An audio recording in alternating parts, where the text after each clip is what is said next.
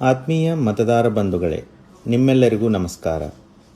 ಇಂದು ನಾನು ವಿಶೇಷ ಸಮಗ್ರ ಪರಿಷ್ಕರಣೆ ಅಂದರೆ SIRಗಾಗಿ ನಿಮ್ಮ ಎನ್ಯುಮರೇಷನ್ ಫಾರ್ಮ್ ಹೇಗೆ ಭರ್ತಿ ಮಾಡಬೇಕು ಎಂಬುದರ ಬಗ್ಗೆ ಮಾಹಿತಿ ನೀಡಲಿದ್ದೇನೆ. ಮೊದಲನೆಯದಾಗಿ ಭಾಗ 1 ನೋಡಿ. ಈ ಭಾಗದಲ್ಲಿ ನಿಮ್ಮ ವಿವರಗಳನ್ನು ಈಗಾಗಲೇ ಮುದ್ರಿಸಲಾಗಿದೆ. ನಿಮ್ಮ ಹೆಸರು, ಮತದಾರರ ಗುರುತಿನ ಚೀಟಿ ಅಂದರೆ ಎಪಿಕ್ ಸಂಖ್ಯೆ, ವಿಳಾಸ, ವಿಧಾನಸಭಾ ಕ್ಷೇತ್ರ ಮತ್ತು ನಿಮ್ಮ ಹಳೆಯ ಭಾವಚಿತ್ರಗಳನ್ನು ಮುದ್ರಿಸಲಾಗಿದೆ. ಅದಲ್ಲದೆ ನಿಮ್ಮ ಬೂತ್ ಮಟ್ಟದ ಅಧಿಕಾರಿಯ ಹೆಸರು ಅಂದರೆ BLOರವರ ಹೆಸರು ಮತ್ತು ಮೊಬೈಲ್ ಸಂಖ್ಯೆಯನ್ನು ಸಹ ಮುದ್ರಿಸಲಾಗಿದೆ. ನಿಮ್ಮ ಮುದ್ರಿತವಾಗಿರುವ ಭಾವಚಿತ್ರ ಹಳೆಯದಾಗಿದ್ದರೆ ಅಥವಾ ಅಸ್ಪಷ್ಟವಾಗಿದ್ದರೆ ನೀವು ಹೊಸ ಭಾವಚಿತ್ರವನ್ನು ಒದಗಿಸಬೇಕಾಗುತ್ತದೆ. ಆದರೆ ಹಳೆಯ ಭಾವಚಿತ್ರವು ಸರಿಯಾಗಿದ್ದರೆ ನೀವು ಹೊಸ ಭಾವಚಿತ್ರವನ್ನು ನೀಡದೆ ಮುಂದುವರಿಯಬಹುದು. ಭಾಗ 2ರಲ್ಲಿ ಹಿಂದಿನ SIRನ ಅಂದರೆ 2002ನೇ ಸಾಲಿನ ಮತದಾರರ ಪಟ್ಟಿಯ ವಿವರಗಳನ್ನು ನೀವು ದಾಖಲಿಸಬೇಕಾಗಿದೆ. ಇಲ್ಲಿ ನಿಮಗೆ 2 ಆಯ್ಕೆಗಳಿವೆ. ಆಯ್ಕೆ 1, 2002ರ ಪಟ್ಟಿಯಲ್ಲಿ ನಿಮ್ಮ ಹೆಸರು ನೋಂದಣಿಯಾಗಿದ್ದರೆ ಆ ವರ್ಷದ ಮತದಾರರ ಪಟ್ಟಿಯಲ್ಲಿರುವ ನಿಮ್ಮ ವಿವರಗಳನ್ನು ನೀವು ಭರ್ತಿ ಮಾಡುತ್ತೀರಿ. ಇದನ್ನು ಸೆಲ್ಫ್ ಮ್ಯಾಪಿಂಗ್ ಎಂದು ಕರೆಯಲಾಗುತ್ತದೆ. ಆಯ್ಕೆ 2, ಒಂದು ವೇಳೆ 2002ರಲ್ಲಿ ನಿಮ್ಮ ಹೆಸರು ನೋಂದಣಿಯಾಗದಿದ್ದರೆ ನೀವು ನಿಮ್ಮ ತಂದೆ, ತಾಯಿ, ಅಜ್ಜ ಅಥವಾ ಅಜ್ಜಿಯವರ 2002ರ ಮತದಾರರ ಪಟ್ಟಿಯ ವಿವರಗಳನ್ನು ಒದಗಿಸಬೇಕು.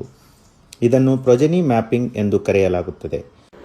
2002ರ ಮತದಾರರ ಪಟ್ಟಿಗಳ ವಿವರಗಳು ನಿಮ್ಮ ಬೂತ್ ಮಟ್ಟದ ಅಧಿಕಾರಿಗಳೊಂದಿಗೆ ಲಭ್ಯವಿರುತ್ತದೆ. ಅದಲ್ಲದೆ ಮುಖ್ಯ ಚುನಾವಣಾಧಿಕಾರಿಯವರ ವೆಬ್ಸೈಟ್ co.karnataka.gov.in ಮತ್ತು ಭಾರತ ಚುನಾವಣಾ ಆಯೋಗದ ವೆಬ್ಸೈಟ್ voters.eci.gov.in ಹಾಗೂ ECI ನೆಟ್ ಅಪ್ಲಿಕೇಶನ್ನಲ್ಲಿ ಸಹ ಲಭ್ಯವಿರುತ್ತದೆ. ಭಾಗ 3ರಲ್ಲಿ ನಿಮ್ಮ ಪ್ರಸ್ತುತ ವಿವರಗಳನ್ನು ನಮೂದಿಸುತ್ತೀರಿ. ದಯವಿಟ್ಟು ಗಮನಿಸಿ, ಇಲ್ಲಿ ನಿಮ್ಮ ಜನ್ಮ ದಿನಾಂಕವನ್ನು ಕಡ್ಡಾಯವಾಗಿ ನಮೂದಿಸಬೇಕು. ಆದರೆ ನಿಮ್ಮ ಆಧಾರ್ ಮತ್ತು ಮೊಬೈಲ್ ಸಂಖ್ಯೆಗಳನ್ನು ನಮೂದಿಸುವುದು ಐಚ್ಛಿಕವಾಗಿರುತ್ತದೆ. ಅದರೊಂದಿಗೆ ನೀವು ಕುಟುಂಬ ಸದಸ್ಯರ ಹೆಸರುಗಳನ್ನು ಒದಗಿಸಬೇಕು.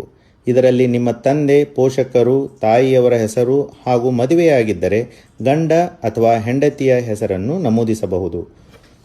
ಒಂದು ವೇಳೆ ಅವರ ಎಪಿಕ್ ಸಂಖ್ಯೆ, ಮತದಾರರ ಗುರುತಿನ ಚೀಟಿ ಸಂಖ್ಯೆ ನಿಮ್ಮ ಬಳಿ ಇದ್ದರೆ ನೀವು ಅದನ್ನು ಸಹ ನಮೂದಿಸಬಹುದು. ನಿಮ್ಮ ಎಲ್ಲ ನಮೂದುಗಳು ನಿಖರವಾಗಿವೆಯೇ ಎಂದು ನೀವು 2 ಬಾರಿ ಪರಿಶೀಲಿಸಿ ಹಾಗೂ ಕೆಳಗಡೆ ನೀಡಿರುವ 3 ಘೋಷಣೆಗಳನ್ನು ಓದಿಕೊಂಡ ನಂತರ ಫಾರ್ಮ್ಗೆ ಸಹಿ ಮಾಡಿ ಅಥವಾ ಎಡಗೈ ಹೆಬ್ಬೆರಳ ಗುರುತು ನೀಡಿ.